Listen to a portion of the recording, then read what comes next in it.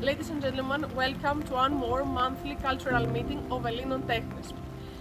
We are in London at Notting Hill area, and we are walking down Portobello Road in order to meet the guest artist of the month, the first of 2022.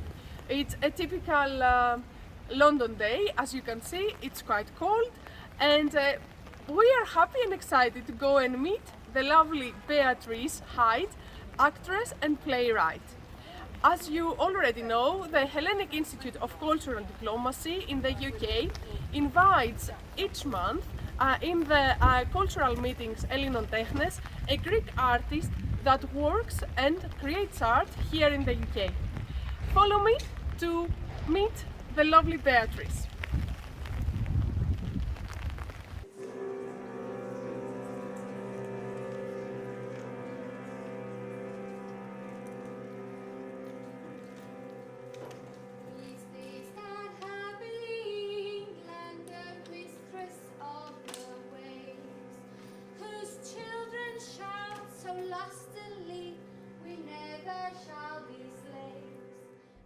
Hello Beatrice, and thank you for accepting the invitation to be the guest artist of January. Happy New Year! Thank you for inviting me, it's an honor.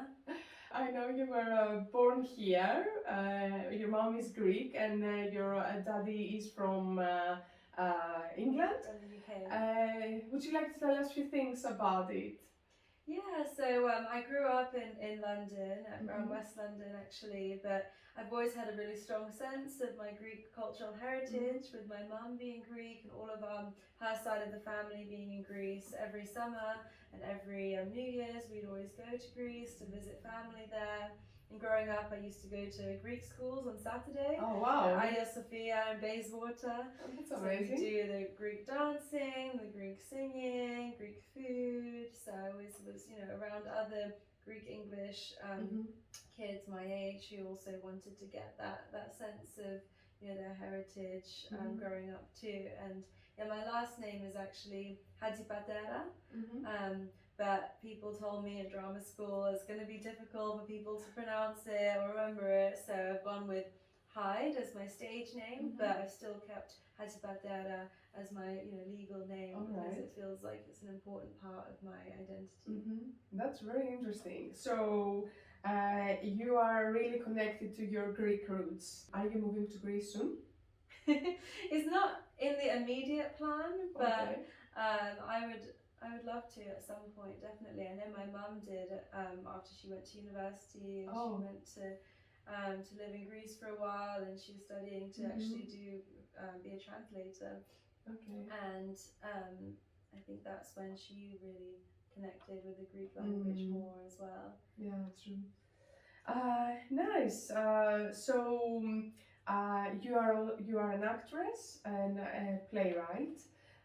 We recently saw your first play, the first play that you wrote, ΕΛΛΗΝ, the suffragette movement, and it was marvelous. Congratulations on that, because you're very young and writing such a strong play with so much meaning, and it was something extremely interesting for us. That was staged at the Cockpit, and you got amazing reviews for your first work from the British Theatre Guide and other acclaimed publications. How does it feel getting so much publicity in your debut?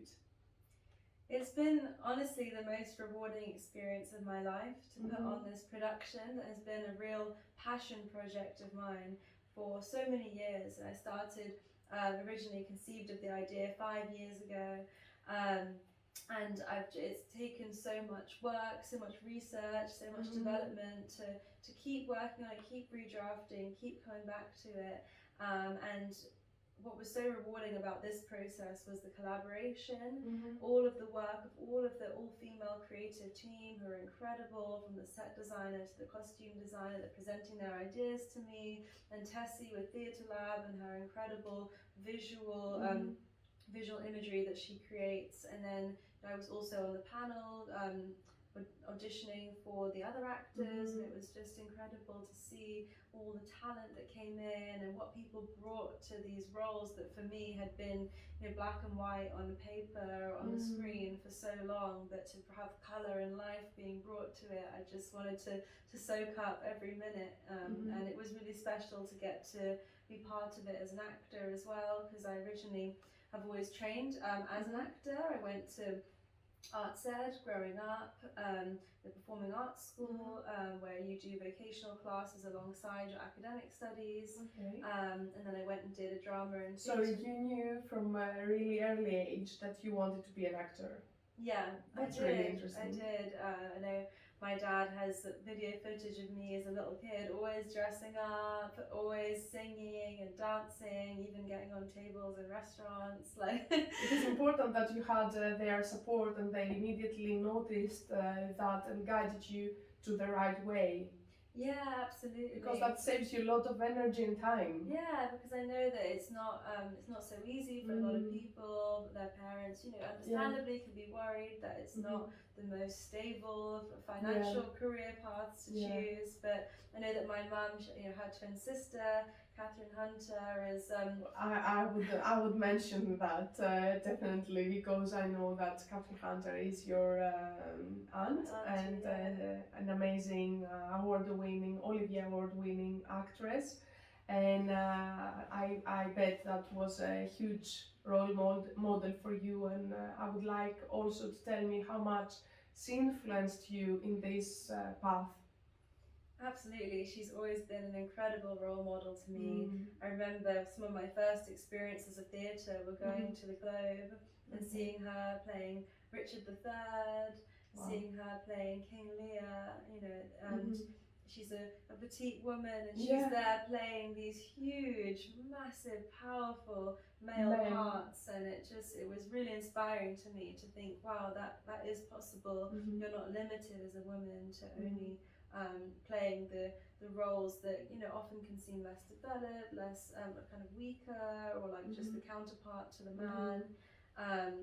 And she works so hard. I always see her doing so much research for every part. You know, when she was doing Kafka's Monkey, I went with her to the zoo, and she's observing the physicality of the monkeys, and she, you know, she really does all the work and puts it in, and it shows. She's just really dedicated, and in her life she's travels a lot for her work. She's always going around the world working with different people, and I found it, you know, it's really exciting, that kind of lifestyle, that even though it's not as stable, it is also full of, you know, new opportunities. There's an excitement to that, you know, that you don't know what can be coming around the corner, that there can be so many surprises that come up, and it was just great to have her to look up to. What is the best advice she has given to you as an actor? Maybe that will help also other people watching this interview as well. I think she's definitely advised me that you just need to go all out without being self-conscious about your appearance and how it's coming across, because I think a lot of actors get inhibited by trying to always look very beautiful and perfect, or kind of worrying about going too far, but she never does. She always goes all the way, and she doesn't care. She doesn't try and make herself, you know, fit the convention of what women should have to look like, you know. She just embodies the character, and that is the driving force. And I think that is so important, and also the perseverance, I think, as well, because it wasn't always easy for her initially. She said coming out of drama school, it could be difficult, you know, she would struggle with, you know, how harsh the industry can be, and that it's really important to just keep going, to, you know, not give up when that's something that you're really passionate about doing. Nice, thank you for sharing this advice with us. In order to go back to your play, what was the inspiration to start working on this on this fact of the suffragette movement? What brought you to this? So I've always grown up as a strong feminist, Mm-hmm. but like especially with the inspiration of my auntie, but also of my mother, who's worked all of her life in women's empowerment groups Okay. around the world. She's worked for Central America Women's Network, and at the moment she's founded an organization called the Zalala Foundation, which works in Okay. Mozambique on empowering young women and girls to know about their rights, to make sure that they're going to school, to prevent underage pregnancy, to prevent marriage from older men, to promote economic independence for these women to be able to make and grow and sell their own products, that they're not reliant on the men. And she's so passionate about it, and she does so much all around the world, and seeing that growing up has also really influenced me, I feel. And I think that, you know, seeing my auntie playing these strong male roles, I thought it was amazing, but I also feel as if there's a lack of really strong female roles that women can take on that are as developed and as complex and as powerful as the male roles that are typically written, you know, by men in history. And I think that often you need a woman's perspective to write strong female roles that aren't filtered through the male gaze as such. And when I went to University of Kent, I was doing a drama and theatre degree. In my second year, I did a module called Theatre and Adaptation, and I was looking at how do you adapt other sources, like potentially an autobiography, into theatre. And I was really interested in bringing to life the historical female figure's journey, someone who could be inspirational for women now. And straight away, I thought of the iconic figure of Emmeline Pankhurst, and I went into the library of my university. I found her autobiography, my own story, and I was so engrossed that I ended up just being curled in the corridor of the library for hours reading it, and I just found it really incredible. Everything that she went through, that all of the women in the organisation went through, that the suffragettes persevered through, you know, from peaceful protests and not being listened to going on, you know, militant tactics, from the window smashing to arson, to being, you know, facing that police brutality, going into prison, being force fed, coming out, the war, helping with the war effort, and I found it, you know, inherently dramatic as well, everything that happened, and I thought that this would be something really powerful to adapt into theatre, and especially when I researched more about this family dynamic within the Pankhursts, I found that there's something very unique about how the dynamics within the family really reflect the wider conflicts within the movement as a whole, and still resonate with the movement, the feminist movement today, I think. About the women characters, are you planning to write more plays based on women characters that have influenced the way we know life today? I would very much like to. I think that it's something that, you know, from the feedback that I've got, a lot of people feel as if they haven't really learnt about this in school, and that there's something really empowering to see that this is not actually that long ago that all of these things happened, and that, you know, it is possible, you know, that just one family like that can really be pioneers of a huge movement.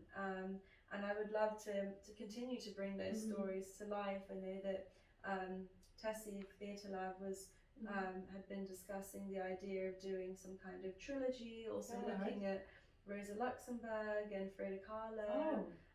So potentially we might look at exploring that, but we're also very keen for Emmeline to be able to reach wider audiences, and so we're working at the moment to promote the play and the film of the play further afield outside of London as well, and specifically to Manchester, because we would love to get to bring this play to the home of the Pankhurst family, and the, you know, where the birth of the suffragette movement was. Yeah, that would be interesting.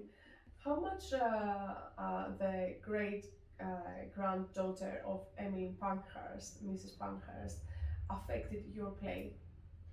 It affected it a lot, because I was really keen to make sure that these intimate family dynamics, that were being portrayed in a way that she was happy with, because I think it's quite unusual that a play or film, although there has been other material in the suffragette movement, hasn't really gone into those kind of family dynamics as much, and I wanted to make sure that she was happy with how it's being portrayed, and also it's her private life, her family heritage actually. And also she, I feel like she has a unique insight into the historical events that might not be so accessible through books. I've done as much as research as I can on my own, but also getting her perspective really helped. She read 3 different drafts of the play and gave me very detailed feedback, and we'd speak over the phone. She also helped me with writing the disclaimer, so that it's clear that although everything is based on the facts of what actually happened, there is a certain amount of dramatic license that has to be taken to compress such a vast span of history into a 2.5-hour play that can be told with 16 actors. Yeah, I bet there was massive material over there, and you had to do a lot of cutting in order to end up with the 2 hours of the play, isn't it? There was. Originally it was actually double the length I wrote. It was 170 pages, because I just found that there's so much rich material, so many interesting things that happened, and I wanted to include everything, but then I realised that it's too much in one play. You can't overload the audience with that much information, so it became really about choosing the essential pivotal moments that were the most important to get across. Do you think maybe a film would cover the rest of the material, or is there any potential? Have you thought of this potential for this play to have either a film or potentially a mini-series? I thought could work quite well, because there's so many different things that happen that I feel like could work quite well in chapters, or being able to have certain episodes that focus more on the journeys of each character. So that's definitely something that I've considered and would be interested in exploring further. That would be really interesting, actually. Who was your favorite character? The one that while you were working and you were in the process, you came closer to? I feel that I think it definitely is Sylvia for me. I felt very connected to her, and I thought that she is very brave, because it takes a lot to go against what your family is doing. It's not only just what is politically more acceptable, but what was happening within her own family, to leave, and that she was very true to her own principles, even though she had to sacrifice a lot in terms of her own family, but that she cared so much about really reaching out to the working women who had never been listened to, and didn't want to give up until everyone had the vote, and that there was a strong sense of inclusion, which I think is really important for the movement today. What was the most difficult part of the process of writing a play? The most challenging? I think partly from what I was saying is that perseverance to keep coming back to it, and to keep redrafting, because you'll work really hard on a draft and then you'll receive different bits of feedback, and it can feel sometimes a bit disheartening, thinking, okay, I need to go back again and do it all, redraft everything, or I need to make a lot of changes, or say when I wrote the much longer version. How many drafts do you have? I don't think I can count. It's probably like 40 or 50 Oh, wow. drafts. Wow. I used to have it saved on my phone, a final version. But it was, when I had the really long version, it was hard, because I felt sad to cut a lot of things out. It was basically cutting it in half. I thought, oh, this worked. But then I started to think that it's not all lost, because I think that because I had done the longer version, I'd done so much more research, it was more present in between the scenes, even what's not shown. More compact. It's shown. It's there in the subtext, and then it being more compact, I think it's more powerful, and people keep their attention. They can take it all in. And what I found great from the feedback is that people, even if they didn't know anything about the suffragette movement or the Pankhurst family before, felt like they could understand what was going on. And I didn't want it to feel elitist, like, oh, this is a play for people who are, you know, really intellectual and they all know about politics and history and feminism. But I wanted it to be, you know, accessible to everyone and for young people as well, because we had school groups coming in. Oh, that's very interesting. It is very important actually for young people to get to know these important facts in our history. Exactly, I think it's really important, and I almost feel as if the British syllabus, it tries to cover up some of these things because it's quite shameful on the government of their own policies they had at the time, like the force feeding, and maybe they shy away from really you know, teaching the full horrors of what happened. And I think that it's something inspiring now for people to see, young people especially, that can feel quite disillusioned, I think, sometimes with the state of the world and climate change and politics and COVID, and that it can feel like, you know, people aren't as hopeful. But I want people to feel like at the time, you know, with the suffragettes, it seemed completely impossible that they would achieve any change. They were ridiculed by the media. They had no power. Like they had not, you know, legally they had nothing. They didn't even have power over, you know, their own children. But to see that coming together, having solidarity, having perseverance, you can make a change. Yeah, definitely.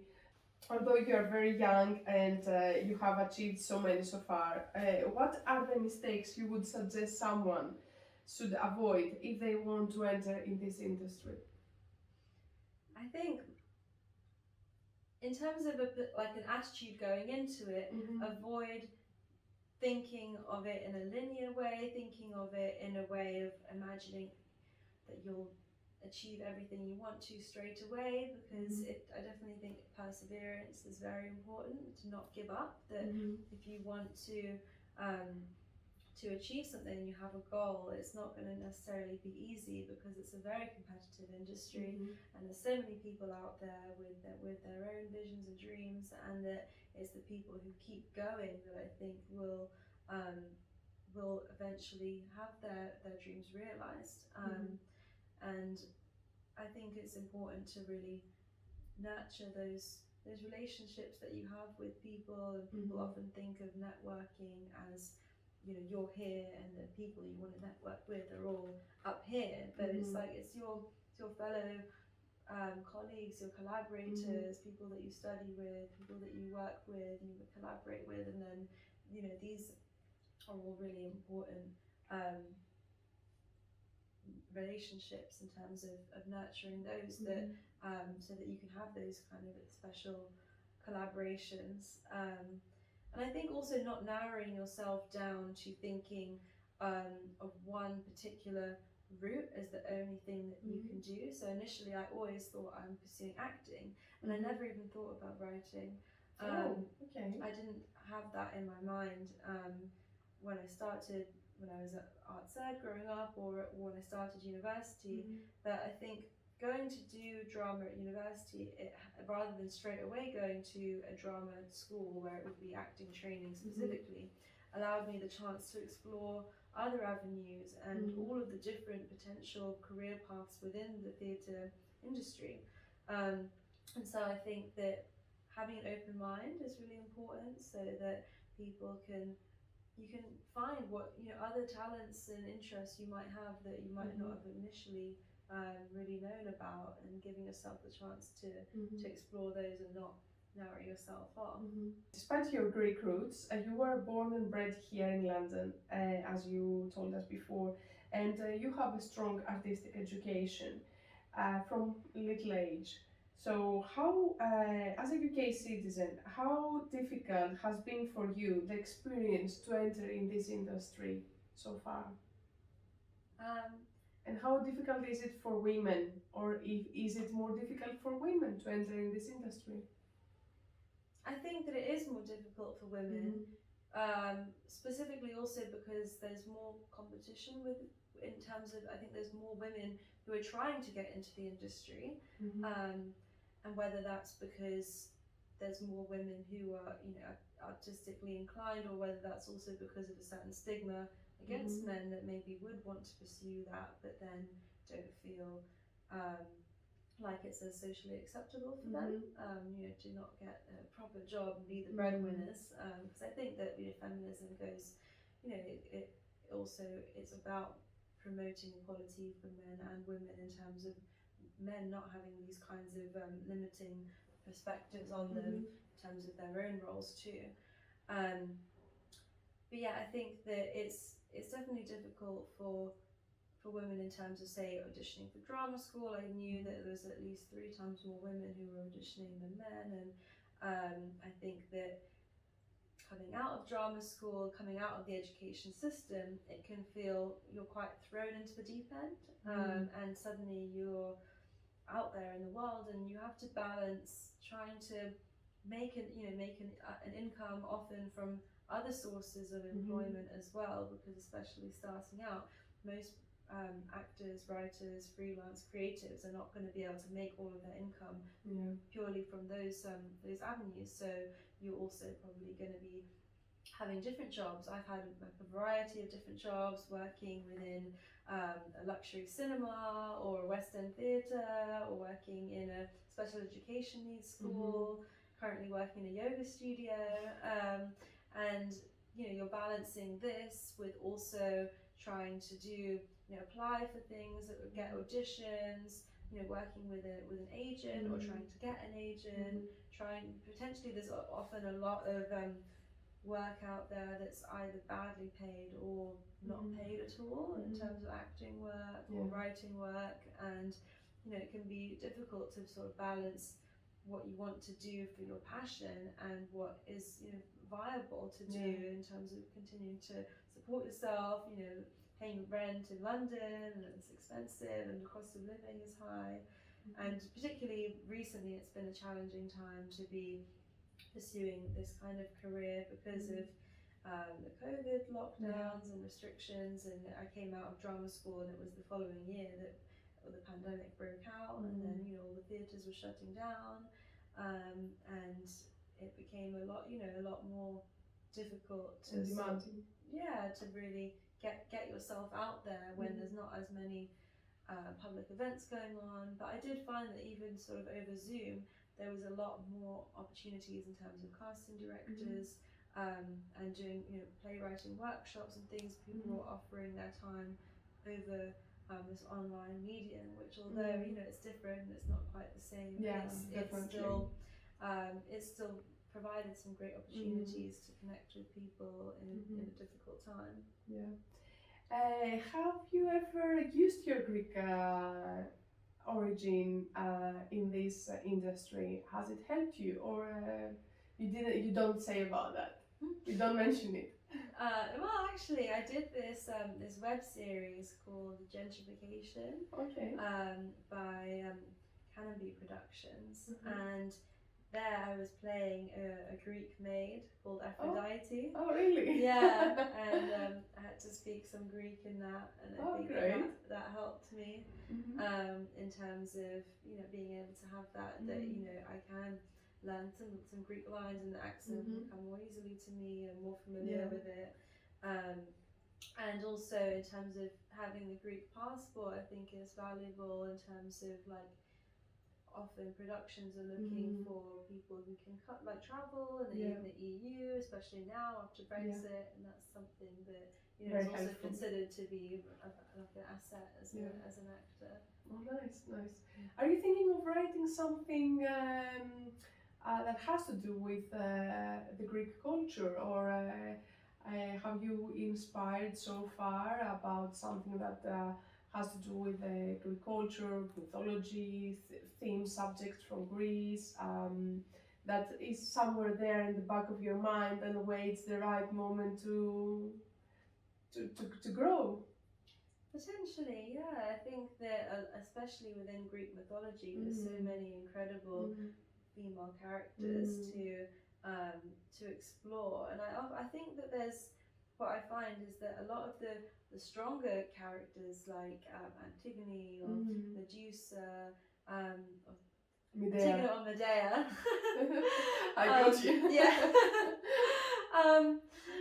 End up becoming sort of vilified or seen like they're crazy or that they're angry and bitter. Fighting a men's world. Yeah, and that, you know, it's there's another side to them that's not really being portrayed, and I think that you know be interesting to explore as well, and like in finding the modern day equivalents of these characters, because I think you know for me it's really interesting to find how people would relate now and not feel like this is just a you know a mythical story or this is just historical. That we have nothing to do with that anymore. It's somewhere there in the past and doesn't affect us anymore. There's no connection. What we can learn from these things. Yeah. Nice. So what is your plan for now? Are you working on something new? Where we find you now? So, and what are the plans for this year? So at the moment I've been very focused on still promoting ΕΛΛΗΝΩΝ and film to other theatres, to hopefully be able to get a tour of the production and to reach further audiences. Potentially thinking about working with the trilogy with Anastasia, with the other women that she is interested in exploring, bringing those historical characters to life, Rosa Luxemburg and Frida Kahlo. I'm looking into potential and further study of MA courses in playwriting to keep honing the craft and have a framework to explore my voice, you know, outside of this play that I've been so focused on for such a long time. And I'm very keen to also explore the screenwriting medium, actually going after this to a screenwriting workshop, and I find it's, you know, it's a very different medium, and it's something that I'm interested to explore how that side of writing would work as well, while at the same time, you know, pursuing different acting career as well. And so alongside also pursuing my work in the acting career, I'm going to be filming a short film later on this month, which is I'm going to be playing a serial killer. Oh my god. I cannot imagine you a serial killer. Yeah, well, it's so sweet and kind. With the dark side. Well, yeah, there's always the flip side of the coin. Yeah, and it's a bit like a cross between Villanelle and Marilyn Monroe. Oh, okay. You know, Killing Eve, the idea that someone is can put on a very sweet face and then suddenly switch and have a whole different side to her, and I like that, because I think that often it's like women, or specifically me, as you said, I look sweet, that I get typecast in certain roles that are like the girl next door and the little sweet English rose, and not getting to play characters that have a darker side. And that would be interesting to explore also as an actress. Absolutely, it's a great challenge. Yeah, it's a great challenge, yeah. Nice, nice. Well, I wish you the best. Thank you for this lovely conversation and for all these interesting things that you shared with us today, for this journey that you took us in the play, your first play, ΕΛΛΗΝΩΝ, the suffragette movement. I wish you the best for the play and for you personally. And may all your wishes come true, not only in this year, but also in the following years to come. Thank you so much. It's been such a pleasure speaking with you. Thank you for having me. And it's been such an honor and really interesting to get to discuss all of these issues. And I think it's really valuable what you're doing with the Hellenic Institute of Cultural Diplomacy. Thank you. Through these cultural monthly meetings, ΕΛΛΗΝΩΝ ΤΕΧΝΕΣ, we try to help and promote all the Greek artists that, or Greek-British artists that live and promote art, create art here in UK. So that is our little cultural contribution. Yeah, I think that's really valuable and very unique as well. I don't think I've found any other kind of organisation that does the same thing. They're very grateful for you doing that and helping to promote the work of Greek and Greek British artists here in the UK. Yeah, thank you as well.